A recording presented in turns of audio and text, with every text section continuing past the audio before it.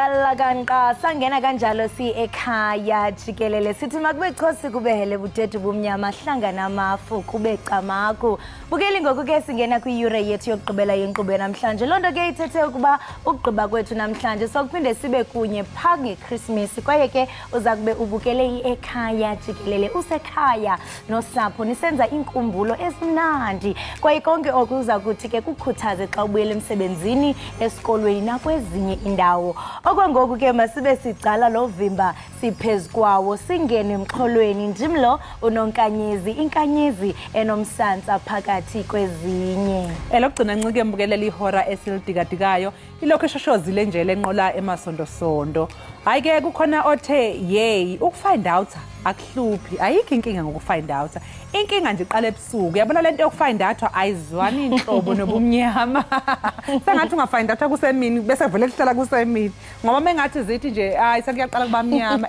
kuyabuya manje uthi yo ngifind outile oh bawo omunye ke futhi umbukeli ubuzile uthi uma ngabe ke ufuna ukuthi inja yakho ibe yiphoyisa ngithi yawazi la izinja zamaphoyisa afakwapha ama CV usayabona nje ngendlela nje isimo somnotho esinzima ngayo akuvele kusebenze kwasani ke manje lapha ekhaya kuzosebenza mina nawe nje hamba phuma uyofuna umsebenzi igama lami imbukeli nguNoxolo uMamtshali bakwaMwali ihle banganele imhlophe qwa ake sibheke ihamba phambili kuleli hora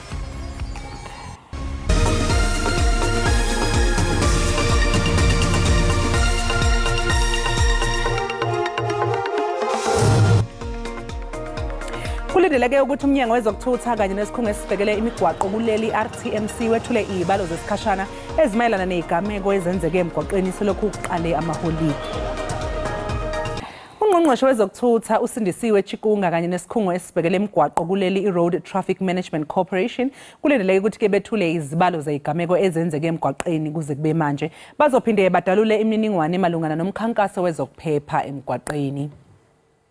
Umthamo weimoto emgwaqeni engothela wayeka njengoba namhlanje nje iqala impela sonto kaKhisimuzi wenyukile kanti kuyaphithizela nasezikhumulweni zamatekisi ezweni lonke inhlangano ke engamele osomatekisi kuleli iSantaco ithi ikhuluzayo nazo zizophuma ziyoqapha isimo emzileni yahlukahlukene uqinisekisa phela ukuthi abashayeli bathobela imithetho yomgwaqo iziphathimandla zomgwaqo zinxusa bonke abazosebenzisa imigwaqo ukuthi niyacelwa bakithi siyacela nicophelele.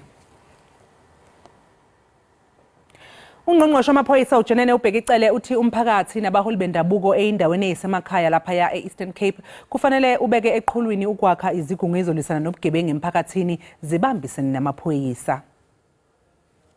Lamapolisa sandaqeshwa kulindeleke athi ibhazalala kumasipala ombhaxo Buffalo City esilulwaphulo umthetho kweli xesha leziyunguma. Lo gama amapolisa ekuvuma ukunqongophala kwesakhono sokuqobisana nolwaphulo umthetho ngokugqibeleleyo amemelela uluntu ukuba luncedise ngokusungula amaqela azakuthi ancedisane namapolisa i-community policing forums. We've got 62 million South Africans and we've got about 187,000 police. So there'll be forever more. So inviting more communities and more CPF and more people getting involved, as we did speak with the lady that comes from there, that even if we increase the police and the van, we shouldn't push the communities back. We must forever work with them. Umkomishana wamapolisa kuzwelonke uqinisekise ukuba abakhweli nabaqhubi beebhasi ezihamba imigama emide azakhuseleka kweli xesha leziyunguma njengemiyalelo yenkundla ephakamileyo yasemakhanda. Le nkundla ityabeke umkomishana wamapolisa kazwelonke nowephondo ngokutyeshela imiqathango yenkundla yokuba kusungulwe icebo lokuqinisekisa ukhuseleko lwezibhasi xa zihamba ephondweni leMpuma Koloni. We are complying with the interdict. We will do exactly what the interdict calls us to do, no matter how difficult it is. But we will deploy, we will escort those buses, and on the other side, legally, we will take the matter to court with a view to also put our side of the story. Umphathiswa ucele ukwayalele amapolisa ukuba abeke phambili ukhuseleko lwamanina kwakunye nabantwana akhusela amashishini kwaye aqinisa ingalo yomthetho kulwaphulo umthetho lwenziwa ngongqevu. Ndingusidima Mfeku kwindaba ze-SABC eMonti. Asitsiba imida udubulo lwenyambalala yabantu eCzech Republic kushiya abali-14 beswelekile kwaye abangamashumi 25 betshintshisela nangeencwina esibhedlele. Amapolisa ayaxelela ukuba lo mfundi wayesingise enkampasini okanye ekhampasini ngenjongo zokuthatha ubomi bakhe. Amapolisa athi ebengenayo irekhodi yolwaphulo-mthetho ngaphambili. Kuzoqhubeka ngonyaka ozayo ukulalela kwesicelo sebheyili somlisa osolo ngokudlengula umelaphi wendabuko oneminyaka engama-26 eKimberley eNorthern Cape. Amagqirha ebephume ngendlu eyokunika inkxaso omnye wabo athi ahlala enedyudyu. Bathi ukuba umrhanelwa anganikwa ibheyile angaphinda awenze lo mkhuba. Igunya abantu lezotshutshiso livumile ukuba umrhanelwa usemanxada-nxada enkundleni nalapho esaxoxa elinye ityala elikumila nje lokudlwengula imveku. Kulo nyaka uphelileyo ebekwajamelene netyala lokudlwengula elinye igqirha. Aba bantwana bethongo bamemelela ukuba umthetho uthathe indawo yawo. We'll continue to support our traditional healer, hence this matter is affecting us all. And we feel that the suspect must remain behind bars because the women are not safe out there. And if he's getting bail, he's going to repeat the same incident that he's doing. I feel he must stay behind the bars. The justice system must make an example with this guy because really we are tired. We are very tired. We are really in pain. Umrhanelwa usaqamele ngenqindi ngaphaya kwezitshixo. Umkomishanala wenkonzo zoluleko uMnumzana Makgothi Tobakhale uthi isebe lezoluleko alinawo amandla okumelana nemingeni yeziyobisi kunye nokuthutyuzeliswa kwe-cellphones ezintrongweni. UTobakhale bedlana indlebe neziko le-SABC ngelixa kusenziwa uqoqo kwintolongo zaseMonti eMpuma Koloni oluqoqo ke luyinxalenye lokuqinisa ukhuseleko kunye nomthetho ezintolongweni. Idrongo zomzantsi Afrika zijongene nomngeni wenani eliphezulu lamabanjwa ajonga ngonogada ambalwa.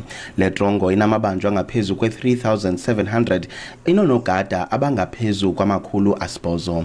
Isebe lezoluleko lithi lo mqobo uyakuchaphazela ukwenziwa koqoqo olungenamagingxigingxi ezidrongweni. Umsebenzi mninzi ngoba iboshwa esinazo zingale kwa-146,000. Kodwa abasebenzi bethu laba abasebenza emajele babheke lezi zokuphepha bangaphansi kwe-28,000. Manje ke mase sibheke ukuthi ama correctional facility wethu njengala eMdantsane agcwele kakhulu ukundlula lemibhede esinayo la. Ngethuba kusenziwa uqoqo kule drongo yaseMonti onogada bafumene iziyobisi eziquka iMenrex kwakunye nentsango imali esondele kwi-R1,000 onomyaya abasithandathu phakathi kwezinye izinto. Ukufumana izinto apha kuthetha ukuba le correctional facility ineyinkinga zokuthi kuyakhonakala ukuthi into efana neziyobisi nama-cellphones zikwazi ukungena. Umkomishana uthi baza kuthi qolo ukuqhuba uqoqo olungalindelekanga kumaziko ezoluleko elilomzantsi Afrika kweli xesha leziyunguma. Ndingusidima Mfeku kwindaba ze-SABC eMonti. Uzophinde ube muncu Christmas emndenini kaLisedi Chilwane oneminyaka eyishagalolunye ubudala. uLisedi wanyamalala ngomfumfu wanyakenye esekhaya kubo kanti kunini uPriscilla Chilwane uthi amaphoyisa abamba yayeka nje malungana nalesi sigameko.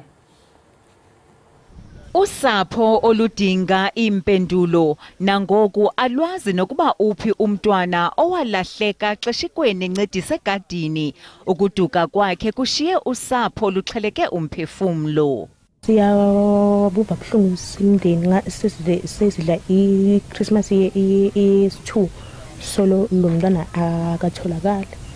Amapolisa kwakunye neqonga lezokhuseleko ekuhlaleni basebenzisana kuzanywa ukufumana uLisedi. The investigation is still ongoing. We haven't closed the case. We are investigation, but I must indicate that it seems to be a very cold case because we have been searching everywhere. We have been trying to follow the leads. Up to so far, we are not cracking anything, but we are not going to stop to do the investigation. Singumphakathi sokusala ku endele sehlakalo asikathuli solo siyahamba solo siyafona together namaphoyisa. Amapolisa athi akukabikho ekuthe kwafunyanwa nangona kunjalo usapho lakwaChilwane luhleli ethembeni lokuba uLesedi uza kufunyanwa. Kulindeleke ukuthi ikhomishana yengamele ukhetho eDRC iqala ukwethula izibalo zesikhashana zomphumela wokhetho namhlanje. Kuphothuliwe izolo ukuvota kuleli yazwe nakuba ke ezinye izikhungo zokuvota zingazange zivulwe enhlobonhlobo. Leli zwe elikhungethwe ububha nendlala kepha elicebe ngamagugambi wayo lisingathe inhlobo ezine zezinketho. Abavoti imbukeli bebekhetha umengameli, amalungu esishamthetho sikazwelonke kanye ke namalungu eyishamthetho zezifundo kanjalo ke namakhansela. Umengameli wakuleli yazwe ophethe intambo zombuso uFelix Tshisekedi ufuna ukukhethwa ihlandla lesibili phezulu kokugqoza ekukhuleni komnotho, ukwentula kwemisebenzi kanye nokuntengantenga kwamandla emali eDRC.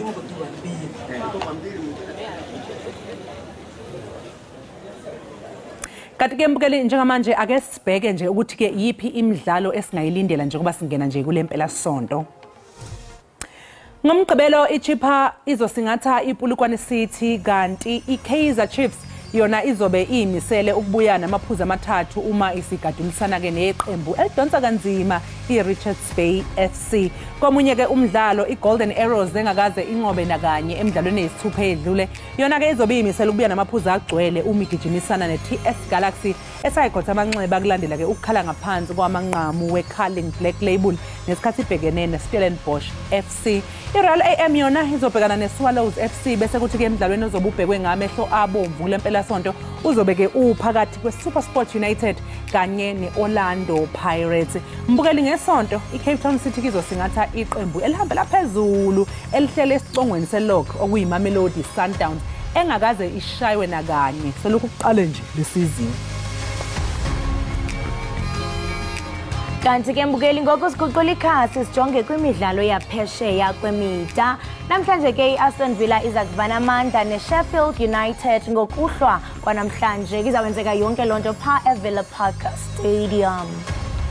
Kanti ke mbukeli uma ngabe ke sesibheka umbango wesicoco seleague ecebe kunawo bonke emhlabeni kwi-English Premier League ngomgqibelo iWest Ham izokwamukela iManchester United ebese kuthi Nottingham Forest esanda kuhlukana nomqeqeshi uSteve Cooper yaqoka ke yona uNuno Espirito Santo izobhekana neBournemouth.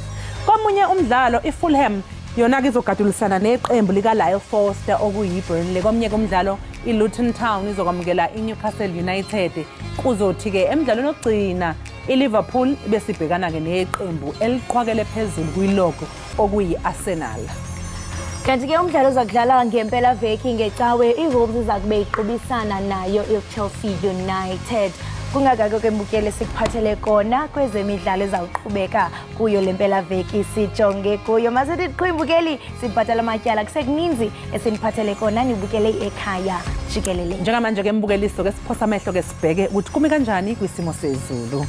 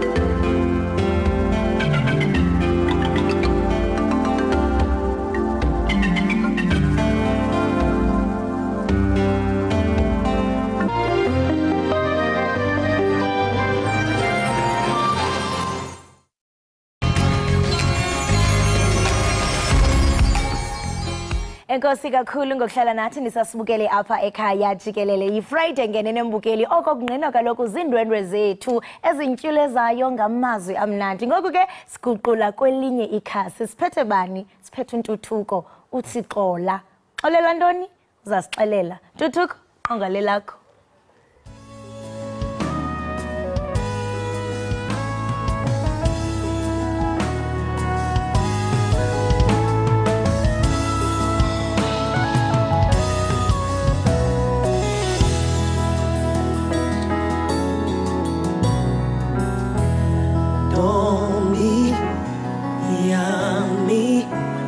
Ndoni yamazi wamuhle emehlweni yami ngiuhambile wonke umhlaba running around in circles ngakhetha wena kuzo zonke izimbali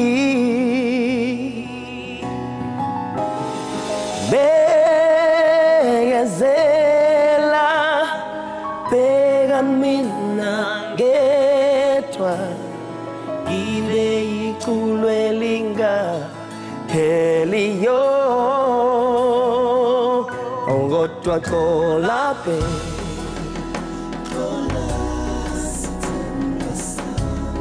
Izinto zomhlaba, xola.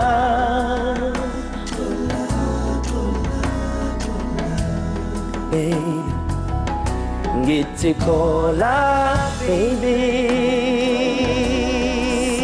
yes. Izinto zomhlaba xola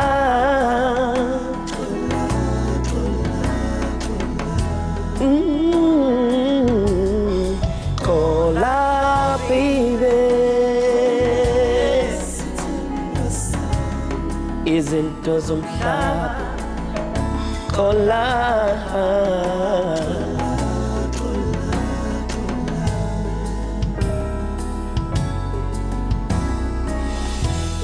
Khoni ndabe senhlizweni yami azange ngikuphathe kahle Azange ngathembeka kuwe ngavele ngazikhipha kuwe baby After everything yasindlule kuyo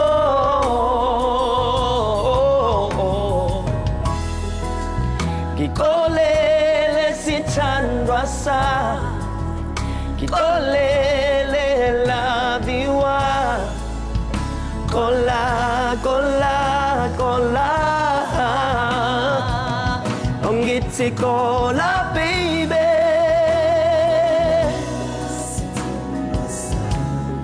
Izinto zomhlaba yeah, yeah, yeah Ongithi xola, xola baby Izinto zomhlaba sithando sami Ay, hey, xola sithando sami Ngithi ngikolele, ngikolele, ngikolele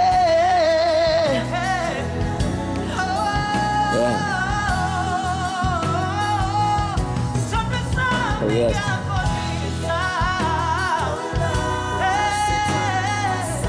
Jikelele, Jikelele, yeah. Ongithi xola baby, xola baby. Ongithi xola baby, xola baby. Ongithi xola baby, how xola baby Ongithi xola baby baby. Cola, baby. Cola, cola, cola.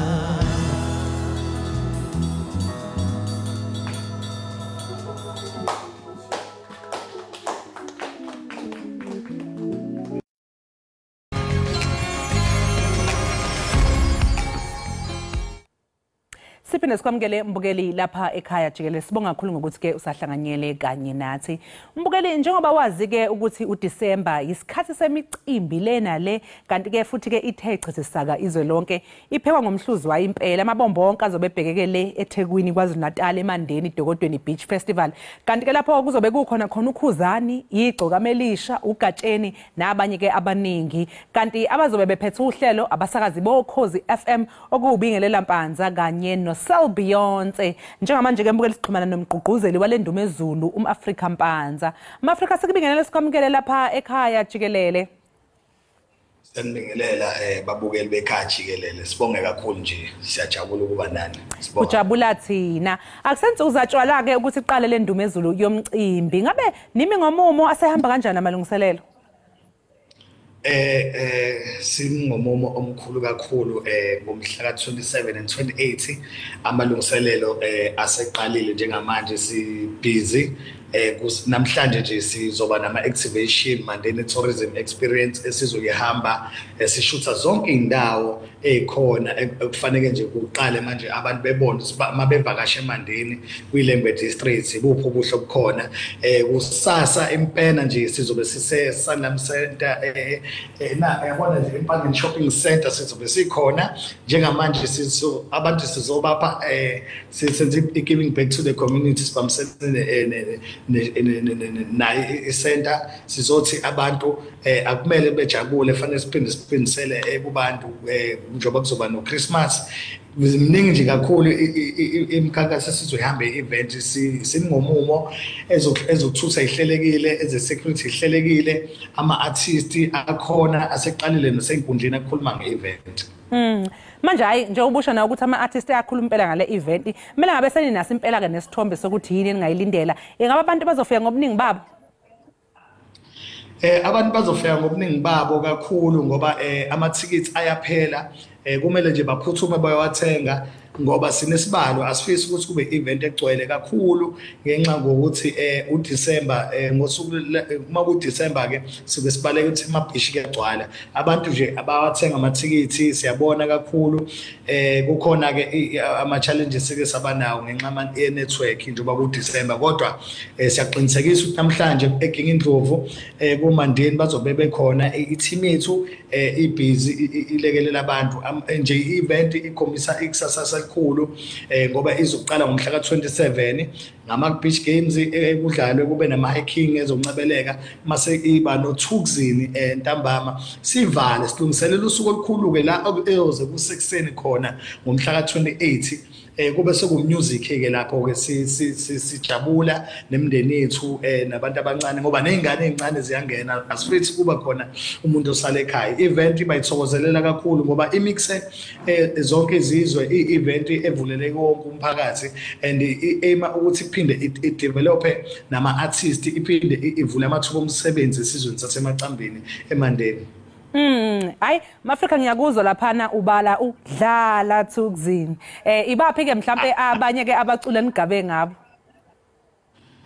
kunabaculi nje asazi ukuthi bathandwa kakhulu njengoba wazi kakhulu ukuthi uma ubophela iBlue Nation ubophela ukhuzani ubophele igcokama labo bantu banomlando omkhulu eSouth Africa ngokwamaskandi bona abaphakamisa umculo sibophele nogatsheni ke ugatsheni bamthanda kakhulu sibophele noCekuzile sibophele uJevers imnike sibophele ama-local artists DJ Theniko somdisho malencane abanohlonzo olukhulu sibophele noZakhele Dube kumnandi and abaculi abanohlonzo kukhona zama Maclo laphana bazobe belokhuza and into emnandi kakhulu kuma artists khona no Goldmax kukhona abaculi abaningi kakhulu esobabona laphana esibaziyo ukuthi abantu bazobajabulela ikhona neBig Nas kumnandi kakhulu sobe sikhumbula ingoma zakudala kumnandi bakhona ungizwe Mchunu hayi angiyazi lento mina bingelela manje ngobubalile Sel Beyonce bakhona kuzoba mnandi kakhulu nje edokodweni kuzoba mnandi sithi abantu abavakashile edokodweni sibonga kakhulu nje even nomasipala isupport osinika yona nomphakathi waseWadwane nomphakathi wonke wasemacambini ngoba bavele basukuma bonke bathi bayaphuma bathi bayo support i-event abantu bangaphandle ivakashi zifuna ukuyibona le ndawo ngoba sinelaguni ekhona iDolphin Coast ekhona and enterprise ilembe kuzobe kukuhle kakhulu nje eMandeni kuzobe kukuhle kakhulu edokodweni. Ngiyacabanga nje amaAfrika ukuthi mangabe ninendumo ezule engaka ke yomcimbi nje ubusubabalile ke labacolo bubabala ke okuyibona ke enigabe ngaba bazobe benandisa ngiyabona futhi ukuthi cha ithuba elihle lokuthi kube khona nabaculi abasebancane abasafufusa nabo abazokhangisa ngethalente labo. Yebo kubaluleke kakhulu ngoba sithi masenze i-event akumele ukuthi sigcine sishiye development singayenzile ngoba kuzoba ne-workshop ngosuku sifisa uku-workshop ama-artist azobe khona sifisa ukuthi nosomabhizinisi abazo-exhibit i-craft kuzobe kunezinto ey'ningi kuzobe kunama-restaurant nje ngaphakathi bakwazi ukuthi kube picnic emndeni ihlale yonke into yobe iseduze kunemidlalo kune-camp abantu sizaba camp 2 days sisebenzisana nayo eMacLeod Travels sizobe nje kuphephile kunama-shuttle abantu bebhukha ama-camp nje kuzobe kumnandi kakhulu nama-artist azobe khona ama-live band Dokodweni Jazz Band kuzobe kumnandi oParas ozawadi yamungu abazwa kakhulu ngomculo indigenous music and ama-games azobe khona so adlala abakhona komabonakude kudlala ama-games ngoba sipromotha i-unity ne-social cohesion siphinde sithinte nokuthi sipromote into yelembe ngoba ithina-ke ilembe laphana kwilembe district. Yini ilembe la ngempela ke njengoba usho ke nawe ilembe district engabe ama-Afrika nizobe nisebenzisana bezokuphepha yini le ndumo ezulu ngoba phela imicimbi emikhulu njengalena kubalulekile ukuthi vele iphephe kuphephe abaculi bazobe bekhona kuphinde kuphephe ke nje nezihlwele nabantu abazobe bezile bezojabulela indumo ezulu. Sibonga kakhulu nje kumeya waseMandeni ngokwazi ukuthi aqinisekise ne-office lika LED Tourism sibonge ngokuthi bekwazi ukuthi besilekelele bexhumane no-SABC izolo besine meeting enkulu sizokwenziwa ne-dry run lapho sifisa khona ukuthi ezokuphepha sixhumane no-security company ne-private security kuzobe kuphephe kakhulu from egate-ini i-lighting yenziwa njengamanje esayithini intuthuko futhi i-event iphinde yashiya intuthuko emphakathini ngokuthi khona izinto abazoyibhenefitha esiyishile ukuphepha nje kusezingeni eliphezulu umuntu uzokwazi nanokuthi ayilalele khona laphana yonke into yakhe ibe safe kuzobe kunana ama-lifeguard kube ngavumelekile ukuthi even umuntu mayikhona kakuphethe okuyisikhali akungeni uphindela nakhe emuva siyakurefunda asifisi kube nabantu abazophatha izinto ezikwazi ukuthi ziphathe kabi ivakashi zethu kwindawo enhleke enothile kakhulu eyaziwayo ngomlando omuhle wezokuvakasha nendawo zokuncebeleka so asifisi ukuthi kube event engakwazi ukuthi igcine ingaphephile kwi-event ephephe kakhulu zenziwe zokuqinisekiswa ukuthi siphephile lapha kakhulu edokodweni. Sibonga kakhulu ke amaAfrika ngesikhathi sakho namhlanje ekseni hayi sinifisela inhlanhla ke sengathi ungihamba kahle ke umcimbi wenu sesiyozwa usuphelile ukuthi wahamba kanjani. Aniyozwa nje sozobe siqopha umlando ugcokama elisha ehlukanisa unyaka laphana nokhuzane bekhona siyabonga kakhulu nje kakhulu ekhaya Jikelele sizizwa sekhaya abantu abathenga amathikithi sithi ekhaya Jikelele. Sibonge kakhulu umbukeli lo bekumAfrica Banza ke besixoxisana naye mayelana neDokodweni Beach Festival ekhona ke njengoba sazi ukuthi uDisemba phela imicimbi ithe chithisaka asiqu 8 lombukeli sizobuye emva komzuzwana.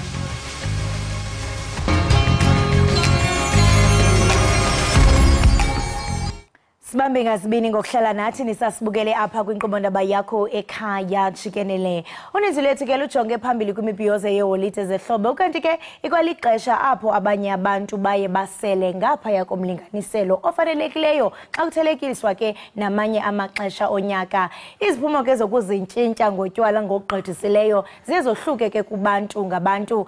Ukuthetha banzi ke ngalomba sinaye apha estudio owayelixhoba lokusela utywala kodwa ngoku sele eminyaka emihlanu engabuphathi utywala kanti ke olundwendwe lucele ukuba lungavezwa ubuso kwaye ke lingachazwa igama kodwa ke igama esizawuthi sempelona sizampha igama sithi ke nguBongani. Bongani, masikubulise sikwamkele Ekhaya Jikelele. Unjani? Khona njani siswami? Ndiyaphila Nkosi. Ngaphambi kokuba sihlabele imgama nale ngxoxo sinayo siyaqonda into yobana ungumuntu owazibandakanya kwiziyobisi usela. Waqala nini, uneminyaka emingaphi? Mangiqala kuphuza utshwala kuqala kuyi-peer pressure ngineminyaka ewu-16. So mangiqala bekumnandi, ayikho into engiyibone i-wrong. Kwahamba isikhathi kwafika la ngiqeda khona isikole ngahamba ngaya e-university ngafike ngafunda and then ngaqhubeka notshwala. Emva kwalokho bangibonisa amafilimu utshwala. Baphuma esandleni bengasekho mnandi. Impilo nje yabheda ngoba angeke ngichaze sonke istory okwenzeka ukuthi ngafunda ngaqeda ngenza konke ngithe sengiqala ukusebenza la kube khona wes bengisebenzisa imali utshwala. Lesi sikhathi bekuyisikhathi esinzima kakhulu for mina. Bekufika khona la ukuthi ngithole i-13 check ngiholile futhi kodwa ngakhokhe rent ngenzi lutho. Ngizokhona ukuhamba ngijabulisa abangani, ngijabulise wonke umuntu, akukho bengikwenza okuhle mhlawumbe for umuntu njengomzali nasekhaya. Kodwa okubuhlungu ukuthi mase kufika isikhathi khona la usulahlekelwe yikho konke and then bese beyakuhleka abangani usale wedwa.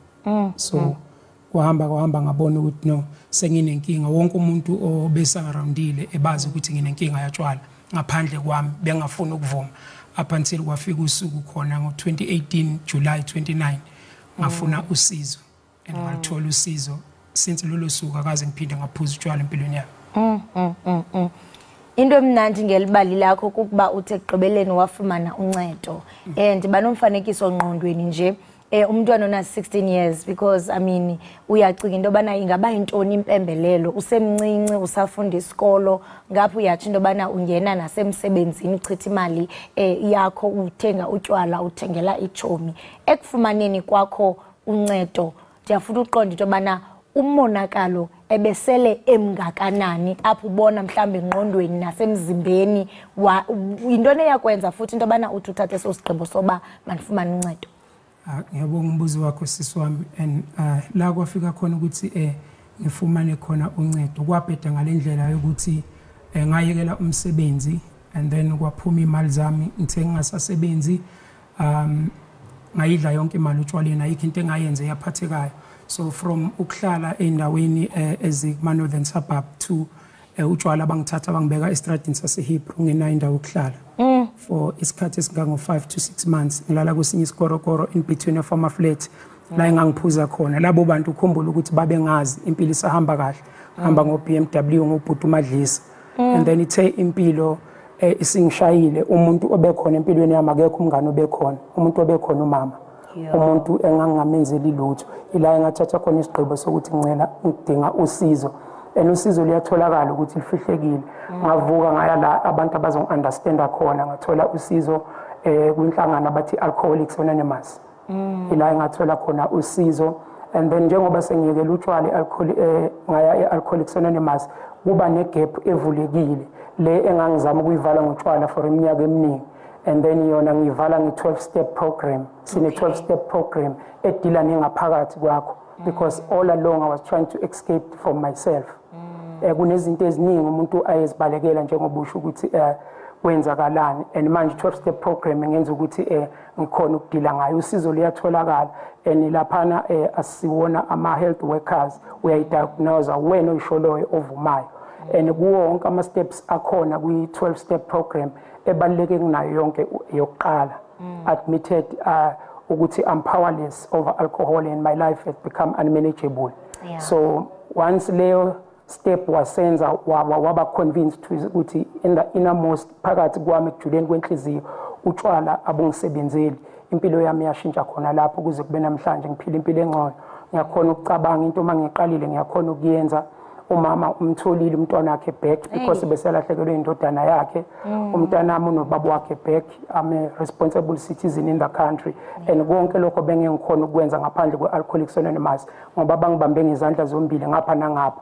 Angisenaso isandla sokuphakamisa ubhili and kule season whereby everyone uhyper ujabulile uyaspenda wenza yonke into ukujabulisa abantu ngotshwala kufika uJanuary kube ngathi ubongazi ukuthi kune-school fees zonke izinto angisekho kuleyo ndawo ngikhona ngizihlalela ama-holiday mangiqeda ukuvala emsebenzini kumele ngiphumule lo mzimba osebenzayo qali ngangakwazi lokho uma ngifika ekhaya bengibeka isikhwama ngibonakala eJanuary sengizithatha ngihamba akusiyimpilo leyo.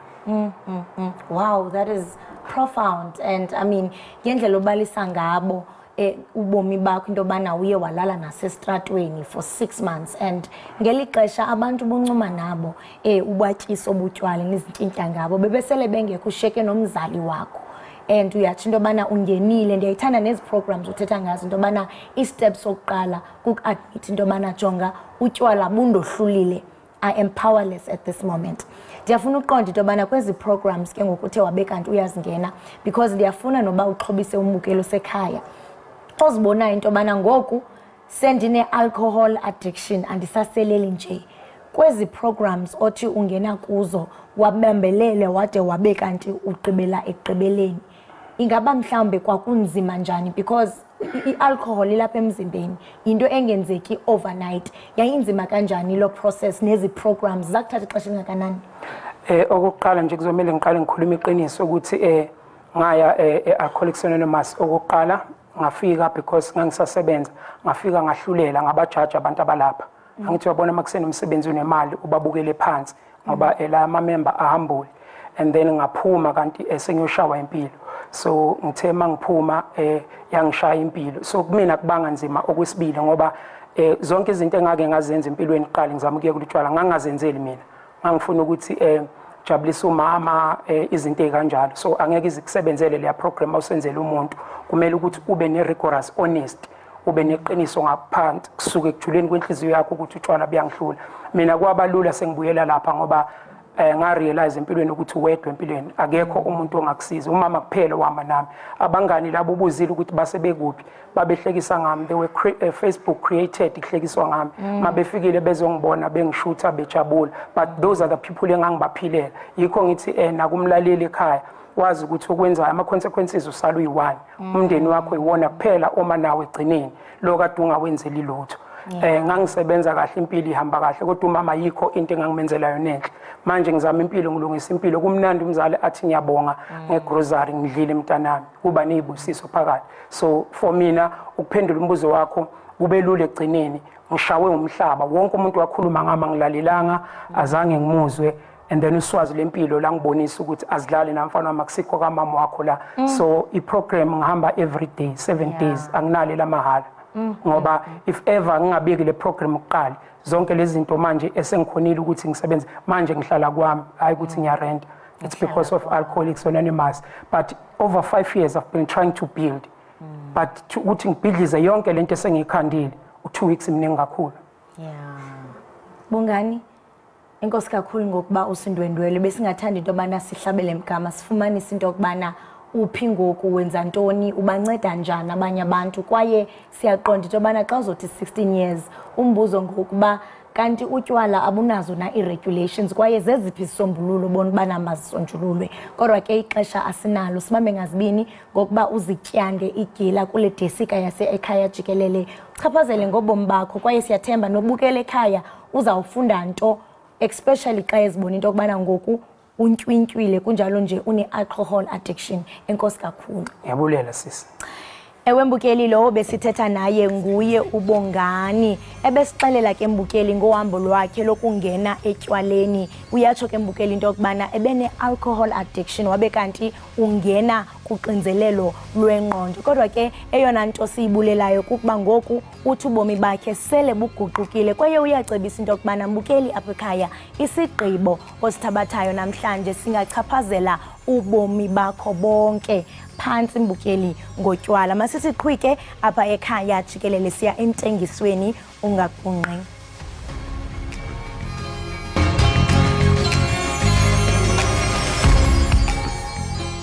azali impela wo bengifuna ukumthatha thina sakhumusa sibambane kamnandi awukodwa manje ithemba lami seliphele nya ngafuna ukuyofunda ngafuna ukuyosebenza Siphinde sikwamukele lapha ekhaya Jikelele. Untuthuko Khambule ungumculi waseSoweto osebenzisa umculo wakhe ukukhombisa izindaba zomphakathi kanye nemizabalazo eminingi abantu baseNingizimu Afrika ababhekana nayo. Umculo wakhe ke ukuthatha ukubeke emathandweni futhi uvusa isifiso sokukhumbula ukuthi uthando konje lunjani. Untuthuko ukhona ke lapha e-studio umbukeli ukuze azosichazela kabanzi ngohambo lwakhe emculweni. Sikubingelele Untuthuko, asikwamukele lapha ekhaya. Sanibona sisunjani? Hayi siyaphila, ngiyakubona ukuthi I know now, right? Ngiyabona kakhulu kodwa ngikhathele but I'm happy when I'm here. Story for another day. Exactly. Kuyasetshenzwa, kuyaqhutshwa, akulalwa, ayikho inkomo yobuthongo sisho njalo isiZulu. Ntuthuko mhlawumbe nje akusichazele nje ukuthi uhambo lwakho njengomculi lwaqalaphi? For as long as ngikhumbula ekhaya ibackground esekhaya nje igcwele njengomculo so ngikhulela emculweni. Ngikhuliswa abantu, I don't want to name drop. Okay. But abantu abanjengabo Baba Masondo, Soul Brothers, njengomntana sekhaya nje baba omkhulu wami loyo. So yeah, just nje feel nje umculo ngicela sasemncane. I used to imitate a lot of songs, a lot of international songs and everything. Yeah, but yeah. So kube nini ke lapho bone khona ukuthi okay umculo ke manje ngiyaqala sengiyawenza professionally ke manje? All right, so I had a group quite obesizibiza ama small boys. I think bengisaye into standard 5 around 2004. Started with a standard 5 was in a group. Yes, in the group. Yes. Yeah. And then escalator again ngayenza a gospel group, ngajoin a young gospel group lapayana. Then that's why I discovered my voice even more. Yeah, oh, because we quite bekhulunywa, like it's not like vocal. Yes, so yeah, a bit. But mina I was always ngiwumuntu oculayo kulawo ama verses akhona. So then ngaqina kakhulu ke from the gospel group. Yeah. So manje nje for umbukelo sekhaya naye ofana nawe mhlawumbe uthanda umculo nawe netalente ungena kanjani ke emculweni ezini sengisho ukuthi like do you have a record label urelease kanjani umculo?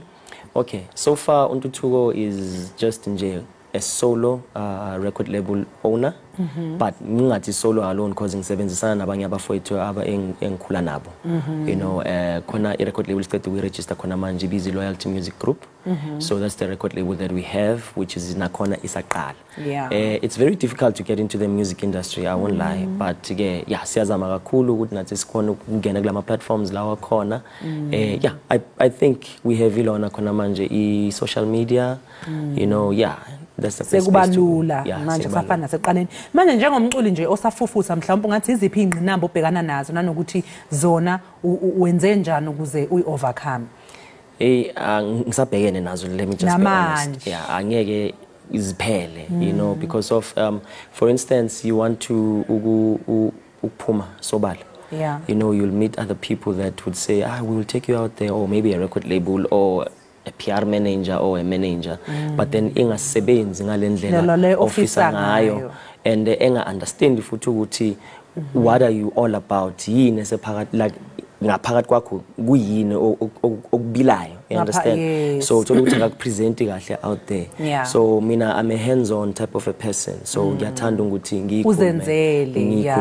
Kuze ngingadli isikhathi sakho sokuthi uyocula lapha mhlawumbe ngisho nje fast ukuthi abantu bangakuthola kuphi ebese ke uyahamba ushaya udume ngaso. Okay, no, abantu bangangithola ku Facebook as Untuthuko Khambule, and then ku TikTok Soweto's Lover Boy, and then ku Instagram Untuthuko SA. Lithi niculo zoshayela lona manje wasesivalwa nje uhlelo. Uzandisile, it's a beautiful song.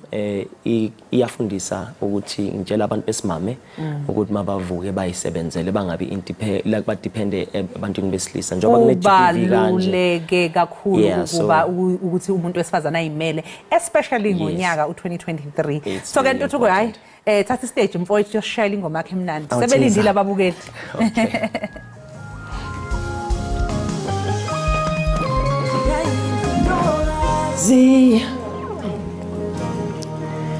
Imoyizela kube mhlophe kini simathatha somhlaba yo indlebe zikhanye langu mama lo ngifuna abazali impela oh bengifisa ukumthatha thina sakho umusi sibambane kamnandi awukodwa manje ithemba lami seliphele nya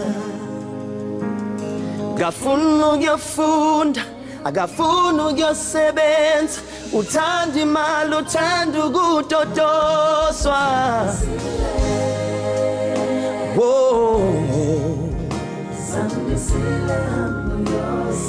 hambu yosebenza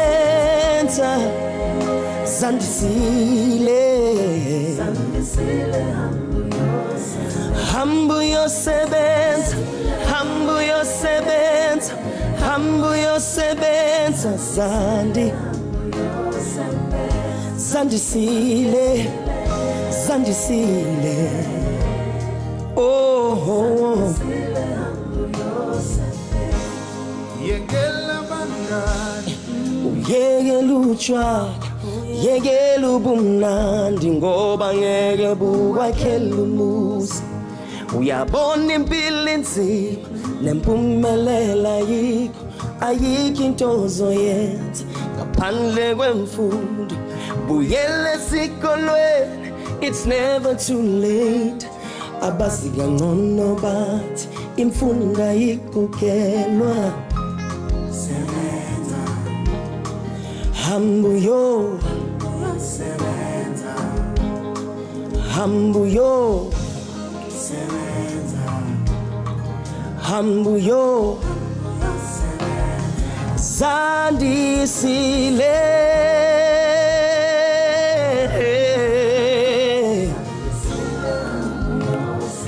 hambu yosebenza